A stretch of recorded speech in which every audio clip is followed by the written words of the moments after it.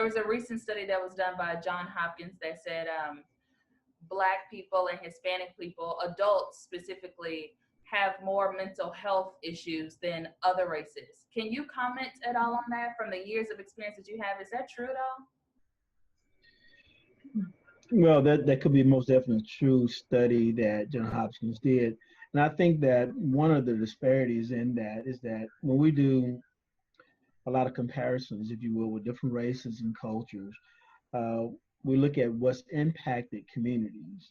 And when communities have been impacted with uh, economic disparities, um, job placement disparities, community dwellings as well, the way that neighborhood is come up somewhat formatted and people are living in that particular community is different from other cultures, such as if you take the Caucasian cultures as well as Hispanic or African American cultures, some of the communities are most definitely vastly different.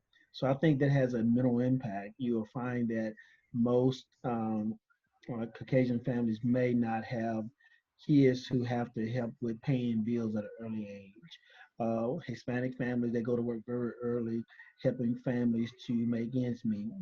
African American families do as well. That's a big disparity, which plays, I think, a big role in what you call maybe depression, maybe some anxiety, maybe some pressures from the community to make money fast and take certain risks that other cultures probably may not do the way that they are doing it.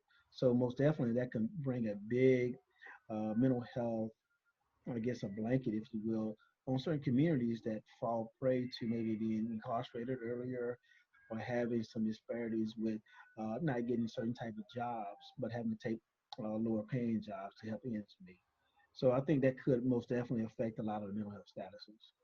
So when you take that into consideration and these adults are having those struggles of depression and anxiety, how does that impact children in the household? Do they sense that at all themselves? I think from the very start, a parent has issues like when people got laid off their job, uh, people wide, right? So you have black, white, Hispanic, all Asians getting laid off their jobs and people getting sent back to their neighboring countries, if you will, because the visas are no longer valid if they're not working. So that's going to impact extended families as well as children because now they've been uprooted.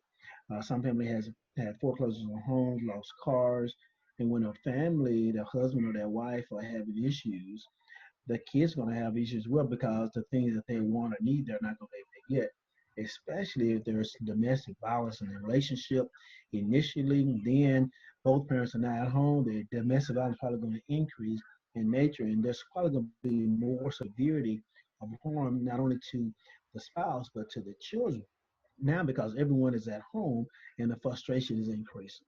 So it's more likely that they're going to have uh, more sense of behavior problems that come from that as well. So when you see a lot of the unrest that's happening, when you see someone being treated unjustly by authorities that should be protecting us, I think a lot of emotions take over versus people are thinking through what they're doing, and they're affecting other people despite trying to understand the process of what the change should really look like. So they stop thinking and just start reacting. You can label people with behaviors, but sometimes they're not having that behavior. It's just more of the aggression that's been pent up inside is finally coming out. Right. And it's a lot of emotions that people just, it sounds like, don't really know how to direct those emotions that they feel. Yeah, emotions that are undirected are out of control. So I mean, that's going to affect a lot of people, if you will, especially if you don't find some people to help. Like, I think we have a lot of leaders telling people not to be violent and destroy property, things like that. But we also have to have that conversation with what to do with the emotions, even when things settle down, so you don't stay what they call angry, upset, or bitter. Something happened. Of course, it's unjust that happened. Something happened, but I'm still personalize it for a long period of time. As long as I have that mentality that I personalize it, I think in a paranoid way of thinking that it can easily happen to me any day. So I stop thinking realistically and I start thinking with my emotions, which our emotions often lie to us. They don't always tell us the truth because we feel our way through things versus think our way through things. So with that, if a parent is feeling anger, sadness, grief, when they see, what happened to George Floyd, or they hear about what happened to Breonna Taylor, or they see what happened to Ahmaud Arbery, and they have all of these emotions inside, how can they still be a parent to their children? How can they have these conversations with their children? The key is communication, knowing that if you're able to deal with what's happening externally in a healthy way, you can hopefully help your children make that same mental transition because kids have a different type of connection than the older people automatically because they deal with this interracial world a little bit more simplistically than adults do. So letting them or teaching them how to understand how some people choose to overthink and overreact to certain things and have a lot of racial disparities in some areas, but it's not everyone. Normalizing the situation through education is going to be a healthy solution to help kids to see things from a different view as well as a healthy view so they won't become emotional just because they see someone who's different from them and they automatically assume there's a target after them. Could that be true that African Americans and Hispanic people are targeted?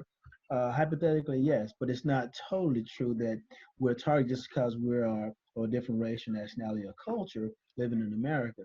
Some people who let their emotions go and then their kids see it, this modeled behavior, the kids automatically do the same thing because they're not being taught or guided to do something different from a solution standpoint. Because it's about resolving how we perceive things versus just giving into the thing emotionally. Now we're becoming more of a person that's looked at as aggressive, and we're probably not aggressive in nature, but we looked at that way because we stay angry, we stay upset, when we don't look at what kind of solutions could we do. That's not how you progress staying angry.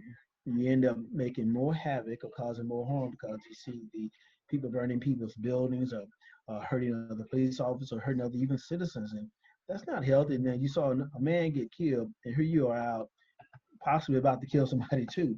That's not equal. That's not balanced, and that's not making good rationale. So teaching our kids how to protest in a healthy way brings about a healthy result. Also, it gives them education on how to deal with some disparities in how people actually treat across the board. So let me ask you this, and you kind of answered this question. Would it be best for a parent, if they have all these emotions inside of them, would it be best for the parent to kind of put on a brave face, a quote unquote brave face, or put a smile on their face, fake it to them, make it, around their children to sort of protect them from things that they may see? Or would it be best to let those emotions show around their children? Which would be the best bet? Display the emotions or hide the emotions. Well, I think having an understanding of the emotions is a better concept because if I have it in me and I don't know how to do it, it's going to come out. And sometimes it comes out at the wrong people. It may come out at my kids. It may come out at my spouse, come out at my boss. And they had nothing to do with what caused it, but I don't know what to do with it. So teaching uh, our families and our children how to get this stuff out of us versus letting it lie dormant within us is very important.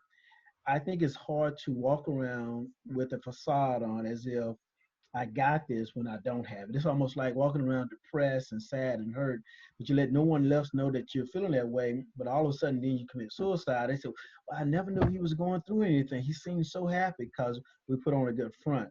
Not a good way to handle what I consider internalized opposition, things that are trying to weigh me down and trying to take me out because I don't know how to deal with what I'm feeling. Teaching children, our families, to deal with our emotions is a healthy way to stay in solution mode versus saying, uh, ignore your feelings. But you have to talk through them so you can find something to help you to not overreact and stay out of control emotionally that could lead to some type of potential danger toward yourself or to someone else. Those things have to be dealt with in a whole different way. Mhm. Okay, a lot of good information there. So let's see, kind of what I got from that, and just to make sure I understand is, um, it's not that healthy to hold those emotions in and not let anyone, even your children, know, because if you hold those emotions inside, you let them fester and they could spurt out to something that's not healthy. Just like you gave the example of you watched a man die, but now you've been suppressed those emotions and now you want to go hurt someone else. Or somebody may want to commit suicide because they have these suppressed emotions, but they have a smile on their face, like nothing is bothering them. So let me, is that right? Yes. Okay. So let me ask you this. If how young is too young to let those emotions show? Let's say, for an example, I have a 2-year old and I'm upset. Is it healthy for me to show those emotions to a 2-year old? Or, um, there was a time when children used to get their information in school. There would be gossiping in school with other classmates or teachers, perhaps. But now schools are closed, so parents have to have these, conversations, these hard conversations that they probably didn't want to have at a young age, for their children right now. So, how young is too young?